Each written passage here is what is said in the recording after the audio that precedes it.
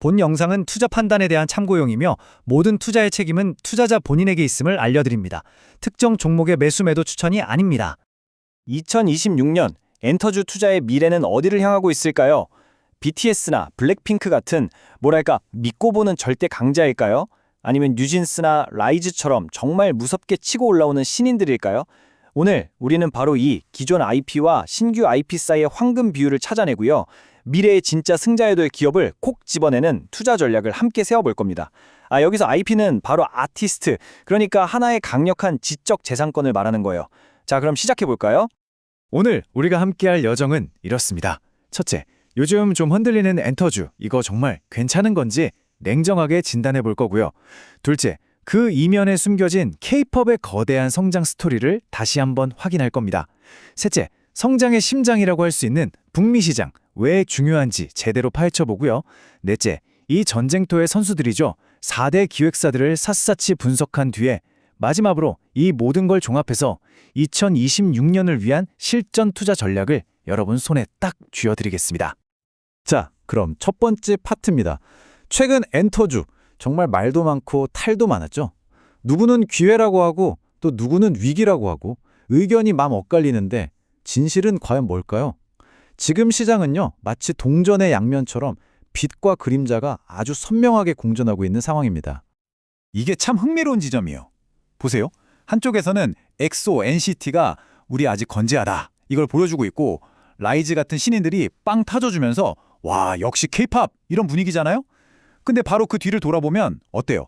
전체 앨범 판매량은 줄고 있고 자회사 실적은 부진하고 SM 같은 경우는 카카오 법적 리스크까지, 갑자기 찬물을 확 끼얹는 거죠. 바로 이겁니다. 이 상반된 신호들이 서로 쾅 부딪히면서 지금 시장의 불확실성을 키우는 핵심 원인인 거예요. 하지만 이런 단기적인 흔들림 때문에 더 큰 그림, 그러니까 숲 전체를 놓쳐서는 안 되겠죠. 딱 한 걸음만 뒤로 물러나서 K-팝 산업이 걸어온 이 거대한 길을 한번 보세요. 그럼 이야기가 완전히 달라집니다.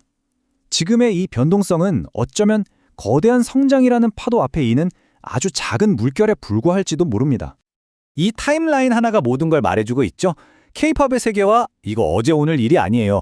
무려 30년에 걸쳐서 차곡차곡 쌓아올린 거대한 성입니다.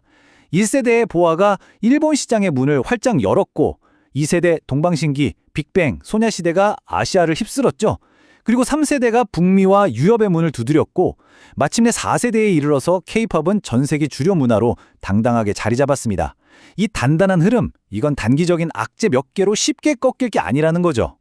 좋아요. 그럼 이 거대한 흐름 속에서 앞으로의 성장, 특히 수익성을 폭발적으로 끌어올릴 핵심 열쇠는 과연 어디에 있을까요? 정답은 바로 북미 시장입니다. 이제는 북미를 잡는 자가 엔터 산업의 미래를 잡는다, 이렇게 말해도 전혀 과장이 아닙니다. 아니, 왜 다들 그렇게 북미 하는 걸까요? 이유는 아주 간단하고 또 현실적입니다. 첫째, 티켓 한 장의 가격부터가 달라요. 둘째, 그렇게 비싼 티켓을 들고 돔이나 스테디움 같은 어마어마한 공연장을 가득 채울 팬덤이 있다는 거죠. 자, 이 두 가지가 만나면 어떻게 될까요? 아티스트가 하룻밤 공연으로 벌어들이는 돈, 바로 개런티가 그야말로 폭발적으로 늘어납니다. 그리고 이건 단순히 돈을 많이 번다, 이걸 넘어서서 나는 글로벌 최정상급 아티스트다 라는 인증 마크가 되는 겁니다. 자, 말이 필요 없죠. 이 그래프 하나가 북미 시장의 힘을 숫자로 그냥 증명해버립니다. 블랙핑크 사례를 한번 볼까요? 첫 월드 투어 때 벌었던 돈을 1이라고 치면요, 두 번째 투어에서는 그게 2배가 되고, 와, 스타디움급 앵콜 공연에서는 무려 4배 가까이로 뛴 걸로 추정돼요. 이게 바로 북미 시장에서 팬덤이 한번 딱 자리 잡았을 때 일어나는 말 그대로 수익성의 퀀텀 점프인 겁니다. 또 다른 숫자도 한번 보시죠. 127.91달러. 우리 돈으로 하면 약 17만 원 정도 되는 돈인데요.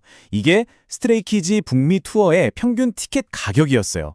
이렇게 비싼 가격에도 불구하고 16번의 공연에 20만 명이 넘는 관객이 몰렸다는 겁니다. 이게 바로 엔터사들이 그토록 공을 들이는 북미 시장의 막강한 구매력인 거죠. 자, 이제 슬슬 판이 보이기 시작하죠. K-팝은 계속 성장하고 있고 그 성장의 심장은 바로 북미에 있다. 그렇다면 이 거대한 전쟁터의 핵심 플레이어들 4대 기획사는 각각 어떤 무기를 들고 싸우고 있을까요? 지금부터 각 회사의 전략을 하나하나 해부해 보겠습니다. 첫 번째 주자는 뭐 이견이 없겠죠. 업계 거인 바로 하이브입니다. 하이브의 라인업은 이건 정말 압도적입니다. 방탄소년과 세븐틴이라는 글로벌 최정상급 IP가 든든하게 중심을 딱 잡고 있고요. 여기에 르세라핌, 뉴진스, 아일릿, 그리고 심지어 미국 현지 그룹인 캐치아이까지 신규 IP가 정말 쉴 틈 없이 쏟아져 나와요. 안정성과 성장성, 이 두 마리 톡티를 모두 잡은 가장 균형 잡힌 포트폴리오 중 하나라고 평가받는 이유가 바로 여기에 있습니다. 근데 하이브의 진짜 무서운 점은 단순히 아티스트 라인업이 아니라 바로 이 시스템에 있어요. 멀티 레이블 체제라는 건요. 한 곳에서 좀 삐끗해도 다른 곳에서 히트작이 빵빵 터져 나오는 리스크를 분산하는 거대한 공장과도 같거든요. 팬덤 플랫폼인 위버스는 팬들의 지갑을 직접 여는 말 그대로 현금 창출기 역할을 하고요. 여기에 UMG장 손잡고 미국 시장을 직접 공략하는 과감함까지. 이건 그냥 아티스트를 키우는 회사가 아니라 IP를 만들어내는 거대한 시스템 그 자체를 구축한 겁니다. 자, 다음은 체계적인 시스템과 글로벌 전략의 명가죠. JYP 엔터테인먼트입니다. JYP의 포트폴리오에는 아주 명확한 전략이 담겨 있습니다.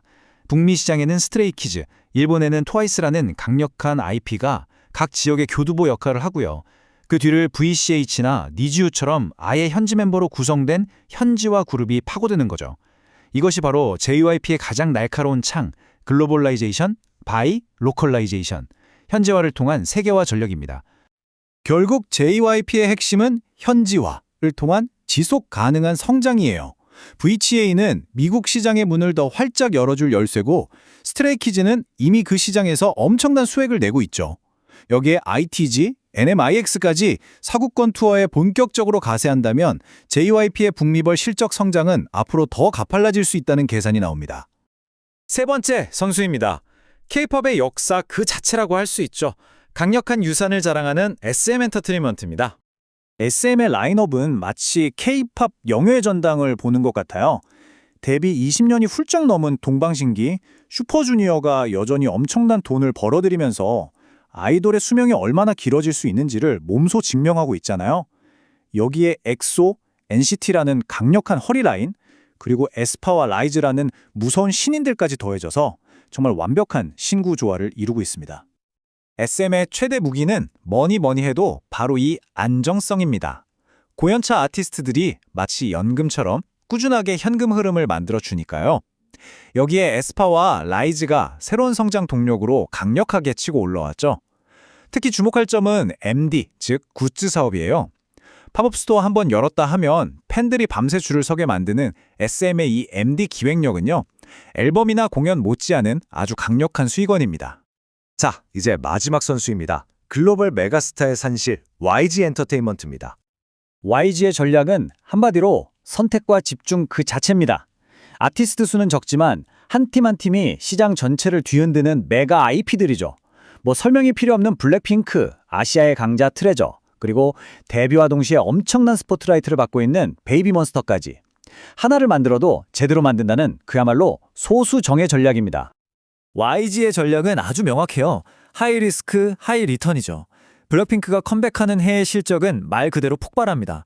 여기에 신인인 베이비몬스터가 벌써부터 MD랑 북미 투어로 돈을 벌기 시작했다는 점은 굉장히 긍정적인 신호고요. 즉 IP 하나에서 뽑아낼 수 있는 수익을 정말 극한까지 끌어올리는 그런 고효율 전략을 추구하는 겁니다. 자, 이렇게 4대 기획사의 전략을 모두 훑어봤습니다. 정말 각자의 색깔이 뚜렷하죠? 그럼 이제 가장 중요한 질문이 남았습니다. 그래서 우리는 도대체 어디에 투자해야 하는가? 지금부터 이 복잡한 IP 전쟁 속에서 진짜 옥석을 가려낼 수 있는 3가지 기준을 딱 제시해드리겠습니다. 앞으로 2026년까지 엔터즈 투자의 성패는 바로 이 3가지 질문에 달려있다고 봅니다. 첫째, IP 포트폴리오가 균형 잡혀 있는가? 그러니까 든든한 선배와 무섭게 성장하는 후배가 모두 있는가? 둘째, 신인이 돈을 버는 속도가 빠른가? 데뷔가 끝이 아니라 얼마나 빨리 팬덤을 만들고 수익을 내는가? 그리고 마지막, 가장 중요한 질문입니다. 북미에서 성공하고 있는가? 더 큰 무대에서 더 비싼 티켓을 팔고 있는가? 이 세 가지 질문에 모두 예스라고 자신 있게 답할 수 있는 기업이 바로 미래의 승자가 될 겁니다.